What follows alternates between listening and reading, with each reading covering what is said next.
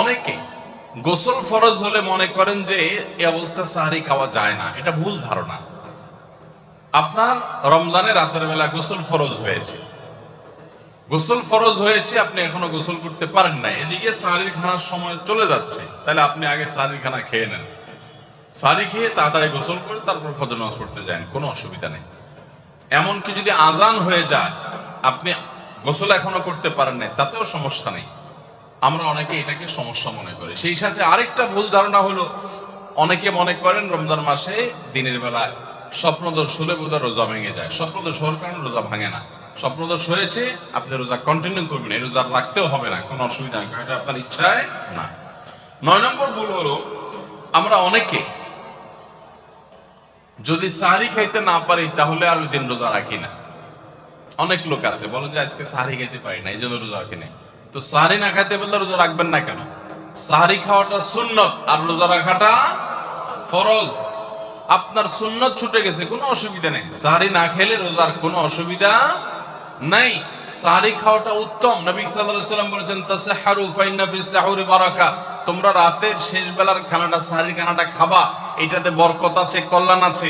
দুপুরের খানায় বরকতের কোনো ঘোষণা নাই, অন্য কোনো খানায় বরকতের কোনো ঘোষণা নাই, কিন্তু সাহারির খানাতে বরকতের ঘোষণা আছে।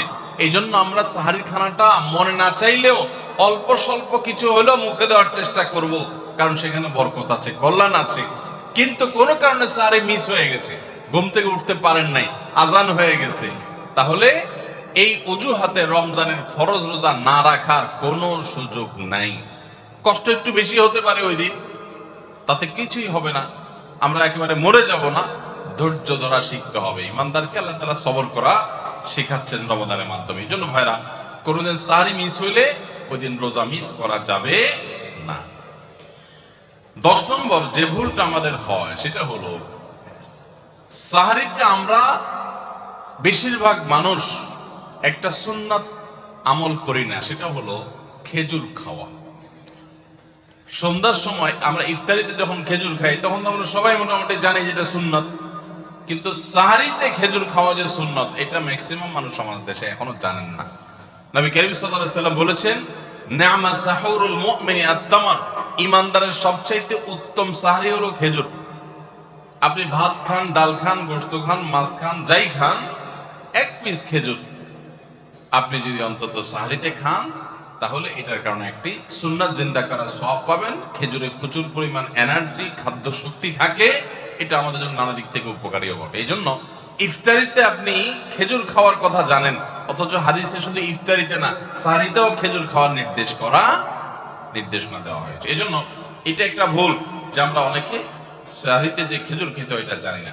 11 নম্বর ভুল হলো, সাহারির সময়, ভোর রাতের সময়টা হলো দোয়া কবুলের সবচেয়ে মোক্ষম সময়।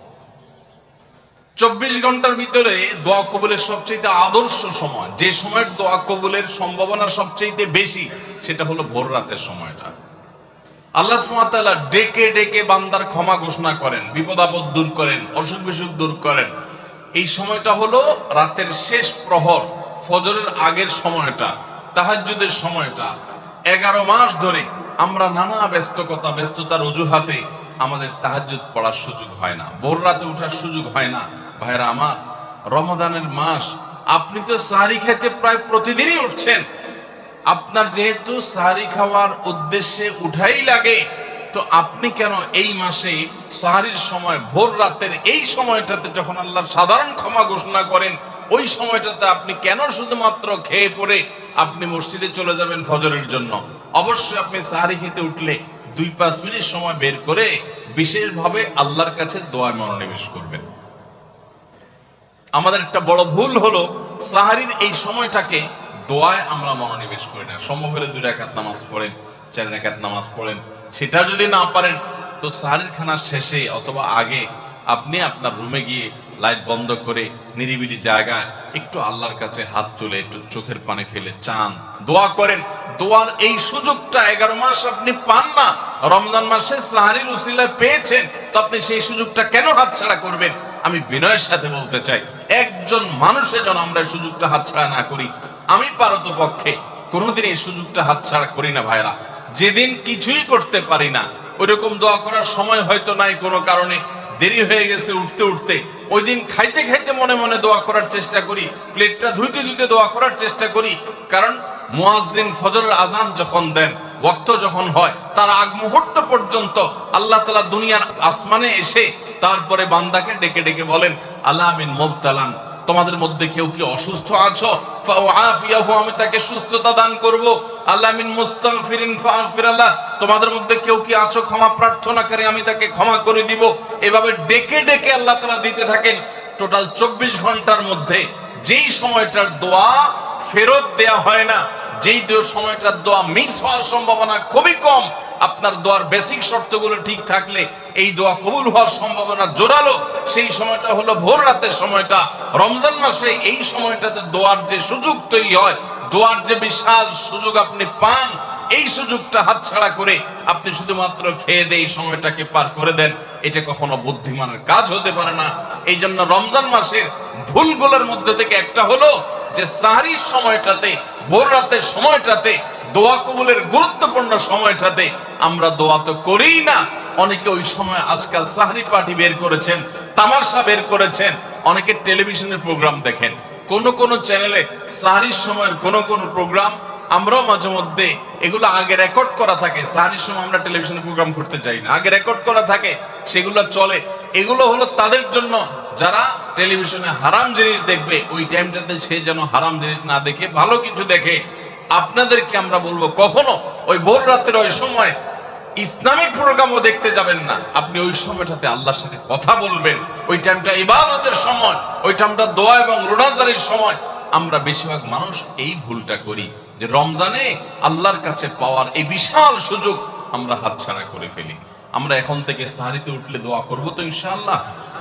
আল্লাহ আমাদের সবাইকে তৌফিক দান করুন। তাহলে এটি ছিল 11 নম্বর ভুল। রমাদানকে আমাদের সার্থক করতে হলে এই ভুলটা দূর করতে হবে, সংশোধন করতে হবে। সাহরিতে দোয়া থেকে বিরত থাকা, এই ভুল করা যাবে না। 12 নম্বর ভুল হলো, অনেকে রোজা রেখে থুতু গেলাটাকে দোষণীয় মনে করেন যে রোজা রেখে বোধহয় থুতু গেলা যায় না, এই জন্য ঘন ঘন থুতু ফেলে দেখবেন অনেকে আছেন। বিশেষ করে নতুন নতুন যখন রোজা রাখে পোলাপান, তখন দেখবেন যে মিনিটে মিনিটে থুতু ফেলে, মিনিটে মিনিটে থুতু ফেলে, আছে না নেই? এই ঘন ঘন রোজা রাখে, আপনার থুতু ফেলে কেন? কারণ মনে করতেছে থুতু গিললে তার রোজা ভেঙে যাবে। ভাই, থুতু যদি আপনি না গিলেন আপনি বাঁচবেন? থুতু না গিললে কেউ বাঁচবে? যতই আপনি থুতু ফেলেন, আপনার থুতু তো কিছু না কিছু ভিতরে যাবেই। যদি না যায়, গলা শুকিয়ে গেলে তো আপনি মরেই যাবেন। এই জন্য এটা একটা ভুল যে আমরা মনে করি থুতু ফেলা লাগে। রোজা রেখে রোজার কারণে এক্সট্রা কোনো থুতু ফেলার দরকার নাই। আপনার মুখে বালু চলে আসছে, একটা মশা ঢুকে গেছে, আপনার রোজা আছে, এটার জন্য ভেতরে না যায়, সেজন্য থুতুটা ফেলে দিলেন, এটা ভিন্ন কথা।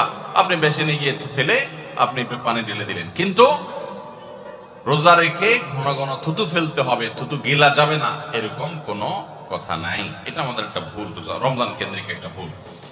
13 নম্বর ভুল হলো, আমরা বেশিরভাগ মানুষ রমজান মাসে ফজরের নামাজ পড়ে এসে ঘুম দেই। আপনার যদি রাতে ঘুম না পুরে আবার দিনে ডিউটি থাকে, ঘুম একটু যদি যাওয়াই লাগে, তো ফজরের পর পর ঘুমাবেন না। আলহামদুলিল্লাহ, আমাদের বাসায় আমরা এটার প্র্যাকটিসটা প্রতি বছর খুব হার্ডলি করার চেষ্টা করি। ফজরের পর পর কোনো ঘুম নেই, ফজরের পর একটু কোরআন তেলাওয়াত করেন। প্রথম প্রথম চোখ ভেঙে আসবে, কারণ আপনি ভোর রাতে উঠছেন, অভ্যাস নাই। তো যাতে চোখে ঘুম না আসে সেজন্য নানান বুদ্ধি বাহির করে ঘুম দূর করেন, একটু উঠবস করেন। ওই টাইমে বসে ফজরের পরে আপনি তেলাওয়াত করেন, জিকির আজকার করেন, সকাল সন্ধ্যার দোয়াগুলো পড়েন, এটা দোয়া করেন, রমজানের কিছু আমল করেন। এশাকের নামাজের ওয়াক্ত হয়ে গেছে, 2 রাকাত নামাজ পড়ে এরপর আপনি পারলে দরকার হলে শুয়ে যান, কিন্তু ফজরের পর পর শুয়ে যাবেন না। এটা একটা ভুল। কারণ নবী করিম সাল্লাল্লাহু আলাইহি সাল্লাম সকালের এই সময়টার জন্য দোয়া করেছেন, আল্লাহুম্মা বারিক লি উম্মতি ফি বুকুরিহা, আল্লাহ আমার উম্মত জন্য সকালের সময়টাতে বরকত দান করুন। আর ওই সময় আপনি ঘুমায় থাকছেন। তো রমজান মাসে আমরা এটা একটা ভুল করি, এটা আমরা করব না যথাসম্ভব।